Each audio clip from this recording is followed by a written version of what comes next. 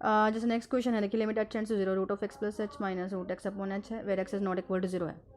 तो यहाँ पे अगर हम डायरेक्टली लिमिट पुट करेंगे जीरो बाई जीरो फॉर्म बनेगी, और वैसे भी रूट वाला क्वेश्चन है, देख लीजिए limit h tends to zero, आपने ऊपर नीचे से मल्टीप्लाई किया, a plus b minus b लग गया, root of a square minus b square हो गया यहाँ पे, नीचे एच इट इज़ है, स्क्वायर से रूट कट गया, x plus h minus x हो गया, नीचे h it is x x cut गया, एच अपॉन एच रह गया, तो एच एच कट गया। अब हम इसमें लिमिट्स पुट करेंगे तो हमारे पास आंसर आ जाएगा 1/2 रूट एक्स। ठीक है, अब नेक्स्ट क्वेश्चन है, जैसे limit x tends to 3x³ minus 7x² plus 15x minus 9x4 minus 5x³ plus 27 minus 27x minus 27 है। अब इसमें क्या है, अगर हम 3 पुट करेंगे 0/0 फॉर्म बनेगा। ऐसे क्वेश्चन में क्या होता है, जो जीरो बनाता है वही उसी से डिवाइड कर दीजिए आप। अब x माइनस 3 से इसको डिवाइड किया तो इसके फैक्टर्स ये बन गए। अब आप लिमिट्स पुट करेंगे फिर से 0/0 फॉर्म बन जाएगी, इसीलिए आप दोबारा इसको x माइनस 3 से डिवाइड कर दीजिए यहाँ पे, तो ये फैक्टर सही बने हैं। अब आप पुट करेंगे तो आपके पास प्रॉपर आंसर आ गया 2/9। तो डायरेक्ट सब्स्टिट्यूशन लगा दिया हम लोगों ने यहाँ पे, तो हमारे पास आ गया 2/9। ठीक है, अब नेक्स्ट क्वेश्चन मैंने डिस्कस किया है, जिसमें आपके पास क्या लिमिट एग्जिस्टिंग दी हुई है, फाइंड के so that limit x tends to f x exist करता है। एफ एक्स आपको दिया हुआ है 2x + 3 अगर x क्या लेस देन इक्वल टू 2 है, x + k है अगर x ग्रेटर देन 2 है। एग्जिस्टिंग का मतलब क्या, left limit equal to right limit. आप यहाँ पे भी लिख सकते हैं left limit equal to right limit equal to on the point. Left को इस तरह से डिनोट भी करते हैं और LHL RHL भी बोलते हैं, left hand limit right hand limit भी बोलते हैं। अब 2 नेगेटिव पे हमारा फंक्शन क्या है 2x + 3 और 2 पॉजिटिव पे हमारा फंक्शन क्या है x + k। अब हम डायरेक्ट सब्स्टिट्यूशन लगा दिया मैंने, 2 × 2 + 3 7 आ गया, यहाँ पे लगाया 2 + k आ गया, तो सॉल्व करके मेरे पास क्या आ गया k = 5। एक क्वेश्चन है आपका बुक में, मोड वाला जो क्वेश्चन है उसमें ना ये पूछा हुआ है, मैंने सॉल्व नहीं किया, आपको जस्ट बता रही हूँ, वीडियो के अंदर इतने क्वेश्चन डिस्क्राइब करने मुश्किल हो जाते हैं। 20th क्वेश्चन है, उसमें क्या mod of x upon x है, लिमिट एग्जिस्टिंग करती है कि नहीं, 0 पे पूछा है उसने। ऑब्वियसली नहीं करेगी, क्योंकि देखो मॉड x की वैल्यू -x आएगी अगर बोले x के लेफ्ट हैंड में जाएंगे तो आप, अगर राइट हैंड पे जाएंगे 0 के तो मॉड x की वैल्यू क्या आएगी +x। तो एक बार लेफ्ट पे -x आ जाएगा, पॉजिटिव आएगा राइट पे, तो ऑब्वियसली आंसर क्या आ जाएगा -1/1 होल एक्सप्रेशन का। तो लिमिट एग्जिस्ट कहाँ की। ठीक है, अब नेक्स्ट एक्सरसाइज आपका 13B, उसमें आपके ट्रिग्नो रूल लग रहे हैं। Limit x tends to 0 sin x by x क्या होता है 1, limit x tends to 0 tan x by x क्या होता है 1, limit x tends to 0 1 minus cos x upon x क्या होता है 0। ठीक है, तो वही है यहाँ पे। अब limit x tends to 0 sin 5x upon tan 3x है। देखिए यहाँ पे अगर x है तो यहाँ भी x है और यहाँ भी x है, तो यहाँ 5x है तो यहाँ भी 5x बनाना पड़ेगा और अपॉन में भी 5x बनाना पड़ेगा, तो इसीलिए मैंने इसको 5x से मल्टीप्लाई डिवाइड कर दिया। एज सेम tan वाले में भी मैंने मल्टीप्लाई डिवाइड कर दिया। ठीक है, अब कोई लिमिट मान लो 0 को 10 करती है, तो जैसे x 0 को 10 करता है तो 5x भी 0 को 10 करेगा। अलजेब्रिक रूल है, हम लिमिट्स को अलग अलग कर सकते हैं। तो मैंने यहाँ 5x टेंड्स टू 0 करवा दिया, 3x टेंड्स टू 0 करवा दिया, sin 5x अपॉन 5x हो गया, tan 3x/3x हो गया। इस रूल से ये दोनों क्या हो गए 1/1 क्या होता है 1, x से x कट गया, जो हमारे ये साइड पे पड़े थे इस पे लिमिट अप्लाई नहीं होगी जब x ही नहीं है, तो हमारे पास आंसर क्या आ जाएगा 5/3। आगे है limit x tends to 0 cosecant x minus cot x upon में x है। अब ये ट्रिग्नो है तो सारा ट्रिग्नो ही लगेगा इस पर। cosecant को लिख सकते हैं 1/sin, cot को लिख सकते हैं cos अपॉन sin, एलसीएम लेंगे 1 minus cos x upon x sin x हो गया। 1 माइनस cos थीटा का फॉर्मूला हमारे पास क्या है 2 sin स्क्वायर थीटा/2। अब sin स्क्वायर थीटा/2 है तो वो रूल लगा सकते हैं जो मैंने आपको पीछे बताया, बट स्क्वायर है तो एंगल का भी आपका स्क्वायर ही होना चाहिए। मतलब मैं इसको x² 4 से मल्टीप्लाई डिवाइड करूँगी, ये 2 मैं राइट साइड पे लेफ्ट साइड पे ले आई, नीचे sin x है तो यहाँ पे x से मल्टीप्लाई डिवाइड कर लिया। अब ये 1 बन जाएगा, ये 1 बन जाएगा, ये x² इस x² से कट जाएगा तो 1/4 हो गया, 2/4 यानी कि हाफ आंसर आ जाएगा। वही सेम अलजेब्रिक रूल है, लिमिट्स को हम अलग अलग कर सकते हैं, तो x/2 टेंड्स टू 0 भी लिख सकते हो और x टेंड्स टू 0 भी लिख सकते हो। अब नेक्स्ट क्वेश्चन है, लिमिट x टेंड्स टू 0 है, a + x का whole square sine of a + x minus a² sine a upon x है। ठीक है, अब लिमिट x टेंड्स टू 0 है, इसमें फॉर्मूला खोल दिया a² + b² + 2ab, ये एज इट इज़। अब a² से इसको मल्टीप्लाई किया, x² से इसको मल्टीप्लाई करेंगे, 2ax से इसको मल्टीप्लाई करेंगे, तो हमारे पास एक्सप्रेशन आ जाएंगे 3 यहाँ पे 1 ये। a² वाले मैंने इकट्ठे कर लिए, sin a + x एक ये रहा, a² कॉमन ले लिया, बाकी सारे वैसे के वैसे। क्यों, यहाँ पे हमारा फिर से अप्लाई लग जाएगा sin c minus sin d का formula, 2 cos c + d/2 sin c minus d/2, ये एज इट इज़। अब होल एक्सप्रेशन को मैं अलग अलग x से डिवाइड कर दूंगी। 1 सेकेंड, नेक्स्ट पेज उठाती हूँ मैं। Limit x tends to zero a square 2 cos 2a plus x by 2 sine x by 2 plus x square sine of a plus x plus 2ax sine a plus x upon x. ठीक है, अलग अलग सबको divide कर दिया x से, तो हमारे पास ये चीज़ आ गई। फिर उसके बाद limit x tends to zero a square 2 cos 2a plus x by 2 sine x by 2 upon x था, तो 2 से मल्टीप्लाई डिवाइड कर दिया रूल बनाने के लिए। यहाँ एक्स एक्स कट गया, ये रह गया, यहाँ एक्स एक्स कट गया ये वाला, तो ये रह गया मेरे पास। ठीक है, इसमें क्या हो गया, लिमिट एक्स अगर जीरो को टेंड करती है तो एक्स बाई टू भी जीरो को टेंड करेगा, उससे ये तो 1 हो जाएगा। लिमिट्स को अलग अलग कर दिया एल्जेब्रिक रूल से, तो इसमें भी एक्स टेंड टू जीरो, इसमें भी एक्स टेंड टू जीरो हो गया। ये चीज़ तो जीरो हो गई क्योंकि जीरो इंटू समथिंग जीरो। यहाँ पे क्या है 2a साइन ए रह गया। यहाँ पे क्या हुआ हमारे पास, ये चीज़ रह गई थी, ये तो 1 ही हो गया था। तो जब हम एक्स को जीरो पुट करेंगे तो cos 2a बाई 2, यानी कि एंगल के नीचे 2 है ये, यहाँ पे ये cos के नीचे नहीं है। ठीक है, 2 से 2 कट गया, cos a रह गया। सब जगह पे मैंने अगर कहीं से डाल भी दिया हो गलती से तो एंगल के नीचे ये, तो हमारे पास आ गया a square cos a plus 2a sine a। Got it. अब नेक्स्ट क्वेश्चन मैंने डिस्कस किया है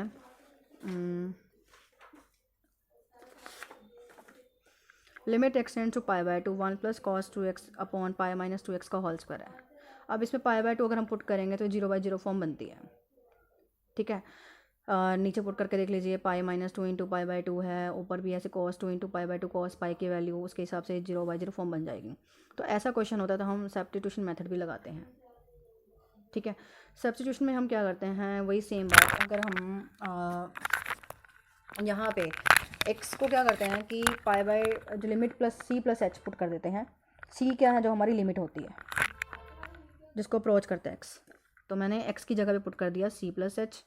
जैसे ही x c को अप्रोच करेगा तो h 0 को अप्रोच करेगा।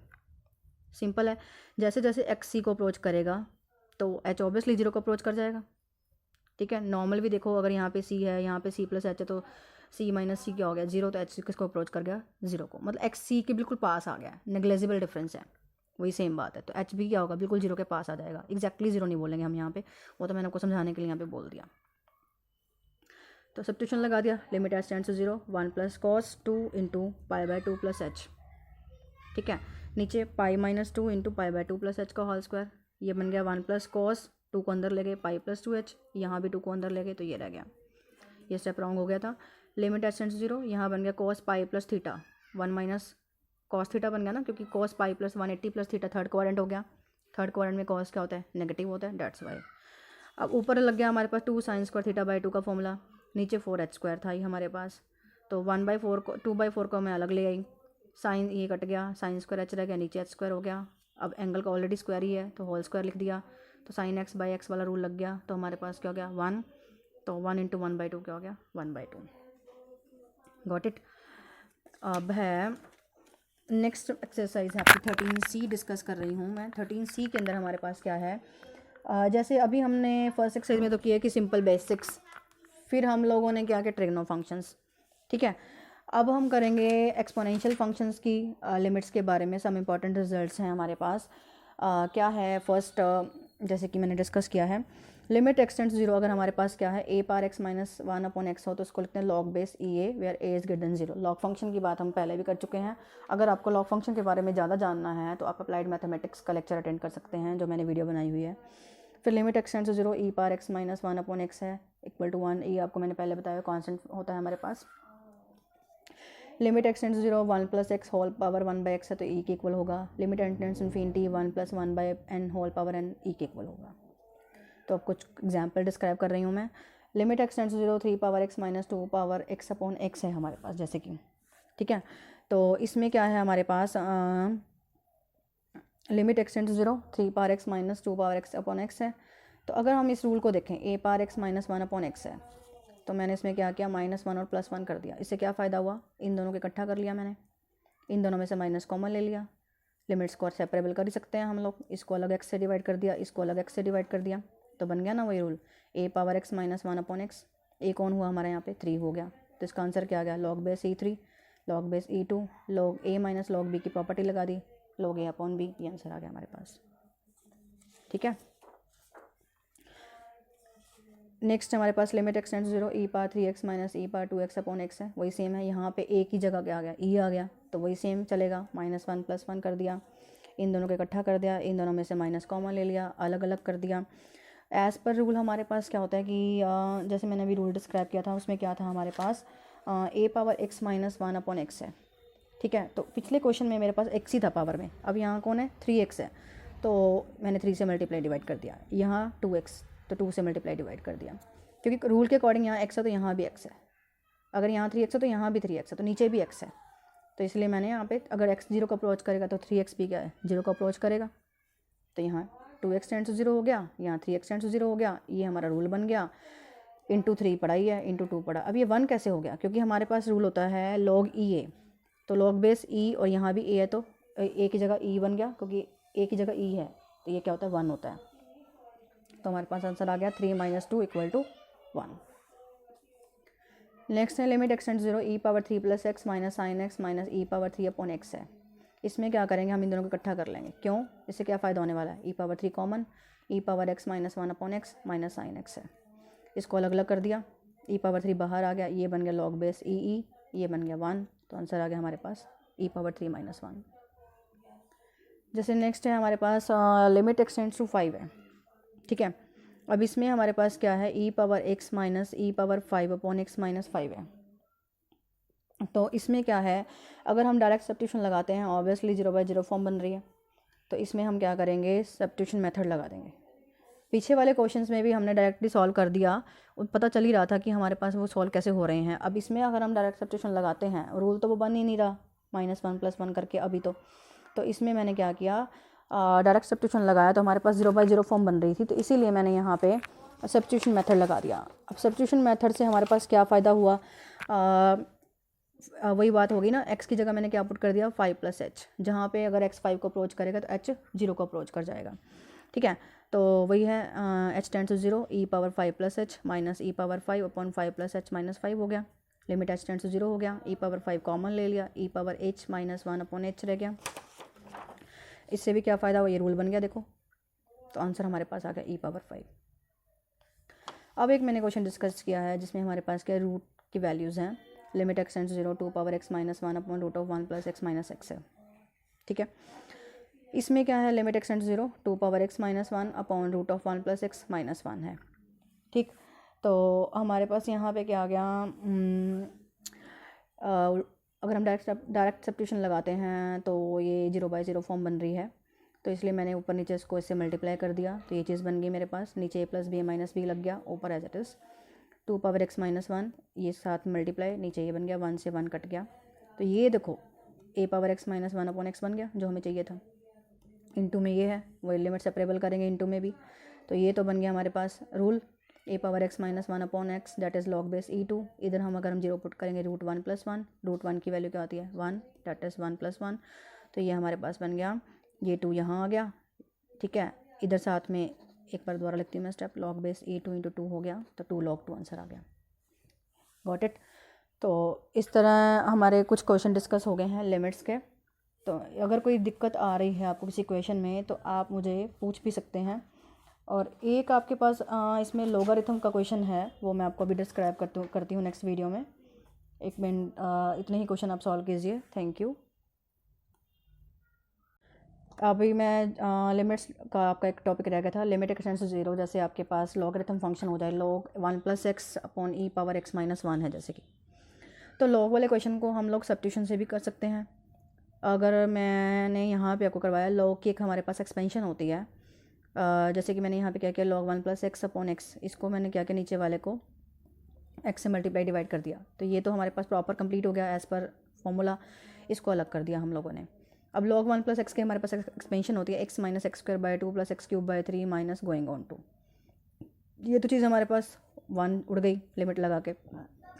ये हमारे पास क्या है, अगर हम x से डिवाइड कर देंगे तो 1 - x/2 + x² 2 ये सब आ जाएगा। जब हम x को 0 पुट करेंगे तो हमारे पास वैल्यू आ गई 1, 1 × 1 हमारे पास 1 आ जाएगा, क्योंकि सारे 0 हो जाएंगे जब हम पुट करेंगे, बस ये 1 रह जाएगा। तो 1 × 1 हमारे पास क्या हो गया 1। अब मैं ये कह रही थी आपको कि अगर आपको log 1 + x है, यहाँ पे एक्सपेंशन भी लगा सकते हो, नहीं तो आप इस तरह से, मैं सब्स्टिट्यूशन की बात की थी मैंने, log 1 + x को t पुट कर दिया, 1 + x आ गया e पावर t, फिर x की वैल्यू आ गई e पावर t - 1, फिर उसके बाद e power t minus 1/t something कुछ बन जाएगा, उससे और भी जल्दी सॉल्व हो जाएगा।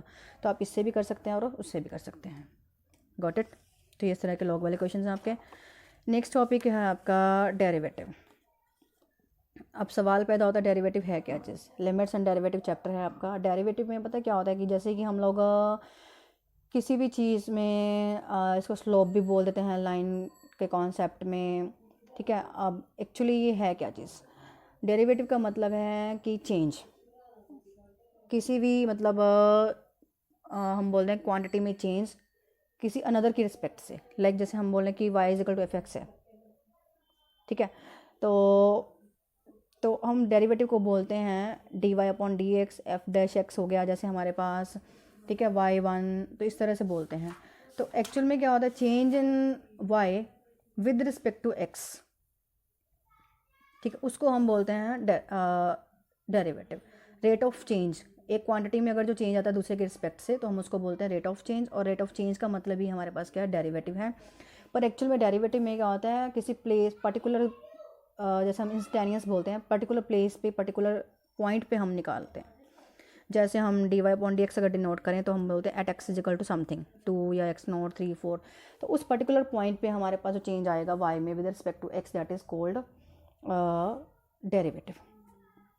तो अगर हम यहाँ पे ज्योमेट्रिकल इंटरप्रिटेशन की बात है आपकी बुक में दी हुई है, तो उसमें वो स्लोप की बात कर लेते हैं। स्लोप की बात वो क्यों करते हैं, अगर आप वो आर्टिकल पढ़ेंगे 13.1 आर्टिकल है आपकी बुक में, उसमें क्या है, स्लोप का फॉर्मूला होता है आपके पास y2 माइनस y1 अपॉन में x2 माइनस x1।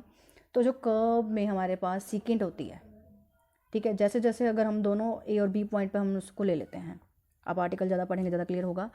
तो उस कोई दो पर्टिकुलर पॉइंट ले लिए हमने जिसमें सीकेंट पास कर रही है, अगर हम दोनों पॉइंट्स को अप्रोच कर दें आपस में, अप्रोचिंग का मतलब पास ले आएँ, तो वो सीकेंट क्या बन जाती है, टेंजेंट बन जाती है। इसीलिए यहाँ पे स्लोप ऑफ टेंजेंट की बात ही हो जाती है एक तरह से, ठीक है, डेरिवेटिव।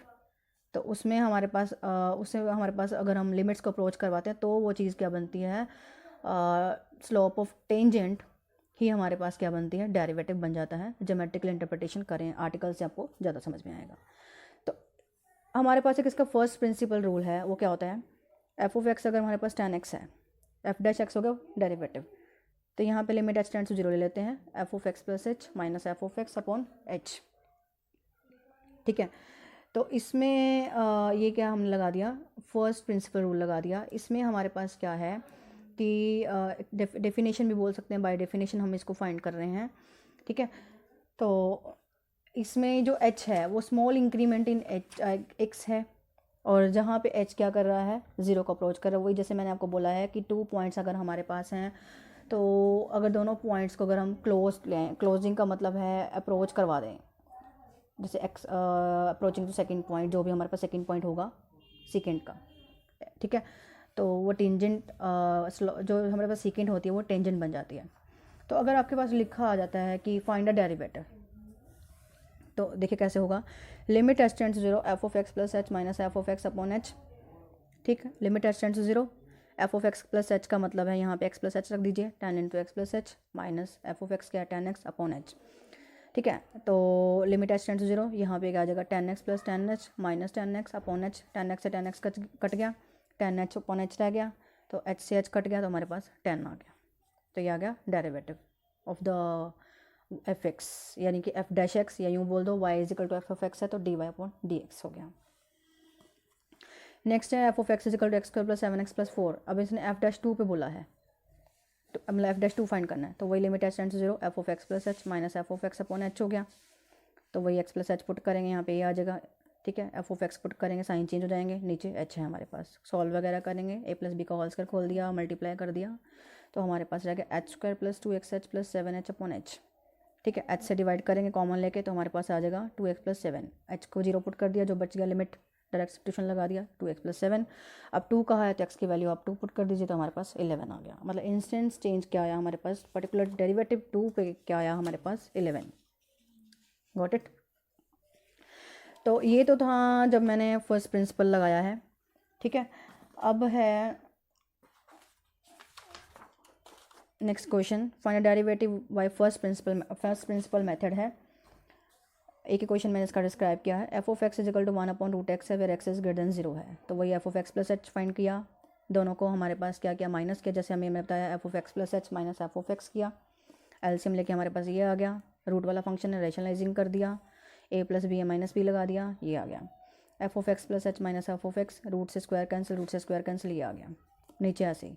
फिर दोनों तरफ एच से डिवाइड कर दिया, क्योंकि डेफिनेशन में क्या होता है, f of x plus h minus f of x upon H होता है। एच से डिवाइड करेंगे कट जाएगा, फिर लिमिट लगा दी, एच टेंड्स टू 0 हमारे पास, लिमिट लगाने के पास हमारे पास एक स्टेप आ गया, minus h upon h root of x plus h into में ये, जब हम एच की जगह 0 पुट करेंगे तो हमारे पास आ जाएगा root of x plus 0 into root of x plus 0। ये रूट एक्स बन गया, ये रूट एक्स बन गया, ये इसको दोनों को मल्टीप्लाई करेंगे एक्स बन जाएगा, root x plus root x क्या बन जाएगा, 2 रूट एक्स। तो टोटल आंसर आ गया -1/x into 2 root x. Got it. तो ये हमारे, अगर हमारे पास फर्स्ट प्रिंसिपल लिखा आ रहा है तो हम इस तरह से करते हैं, अगर डेल्टा मेथड लिखा आता है तो जस्ट आपने एच की जगह पे डेल्टा एक्स लगाना था, ये साइन होता है हमारे पास। ठीक है।